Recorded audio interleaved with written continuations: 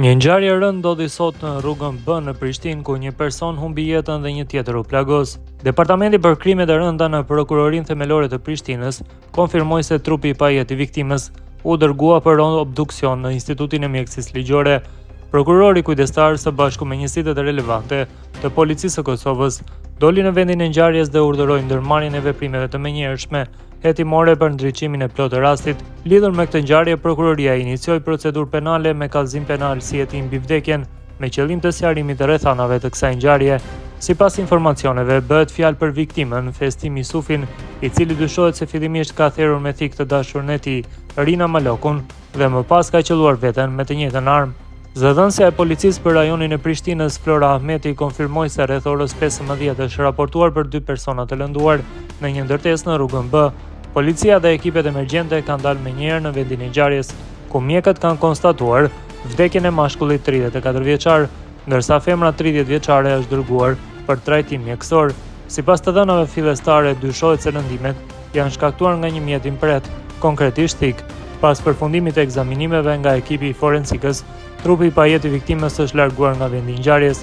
Pas ngjarjes së rëndë, ku gruaja dyshohet se u plagos nga burri i saj, i cili më pas e qelloi veten dhe u gjeti vdekur nga policia prej plagëve që mori, klinika dentare në afërsi të së cilës ndodhi tragjedia ka reaguar duke sqaruar opinionin se ngjarja nuk ka ndodhur në ambientet e tyre. Nga kjo klinik thonë se gruaja e plagosur kishte hyrë në ambientet e tyre ku i është dhënë ndihma e parë dhe janë njoftuar autoritetet. Klinika dentare Alba Dent ndjen për obligim të informojë opinionin publik lidhur me një incident të rëndë që ndodhi sot, dhe në të cilin përmendet emri i klinikës sonë në disa raportime mediatike. Rreth orës 15 një vajzë e plagosur me armë të ftohtë ka hyrë në hyrjen e objektit ku ndodhet ordinanca jon, duke kërkuar ndihmë dhe strehim. Stafi Alba Dent ka reaguar menjëherë duke i ofruar ndihmën e parë mjekësore dhe duke kontaktuar menjëherë shërbimin emergjent dhe policinë e Kosovës, thuhet në reagimin e tyre. Sipas kësaj klinike, brenda pak minutash ekipet përkatëse kanë mbërritur në vend ngjarje dhe kanë marrë situatën nën kontroll. Theksojmë qartë se ngjarja nuk ka ndodhur brenda ambienteve të klinikës dentare Alba Dent. Klinika jon ka qenë vetëm vendi ku viktima ka kërkuar ndihmë pas plagosjes. Falenderojmë stafin tonë për profesionalizmin dhe reagimin e shpejtë, si dhe autoritetet për veprimin e tyre të menjëhershëm, thuhet më tej në reagim. Burimet e mediave në Kosovë sa kaq bëjnë të ditur se personi që humbi jetën si pasojë e plagëve të marra nga thika është dizajneri i njohur Festim Yusufi. Yusufi ishte stilisti i parë shqiptar që ndodhej në javën e modës në Paris. Njëkohësisht për vite me radhë, ai ka qenë bashkëpunëtor në biznes me Agnesa Vuthajn. Sa kaq gruaja që mbeti e plagosur është Rina Maloku.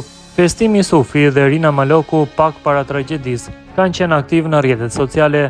Të dy kanë postuar një njoftim mbi të rejat në kompani, likuidim të mallit me zbritje deri në 70% përpara nisjes së sezonit, si dhe për më tepër, më pak se 2 javë më parë, Festimi kishte bërë një hap të ri, duke shpallur thirrje për kurse mbi patronimin në industrinë e modës.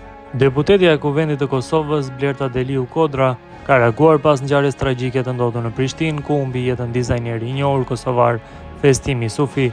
Sipas raportimeve, në të njëjtin incident mbeti e lënduar edhe partnerja e tij Rina, e cila ndodhet jashtë rrezikut për jetën.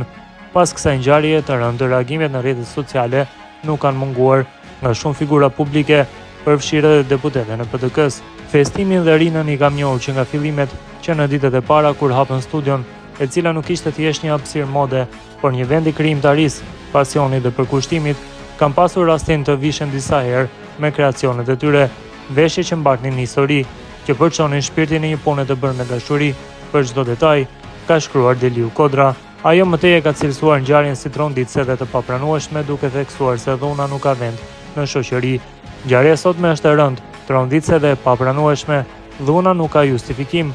Çdo akt i tillë është plag për shoqërinë tonë dhe përgjegjësinë për t'i thënë dal e kemi të gjithë. Më vjen keq për përfundimin tragjik të një jete që dikur krijonte mrekulli, shërim të plotë dhe të shpejtë për Rinën, përfundon ajo.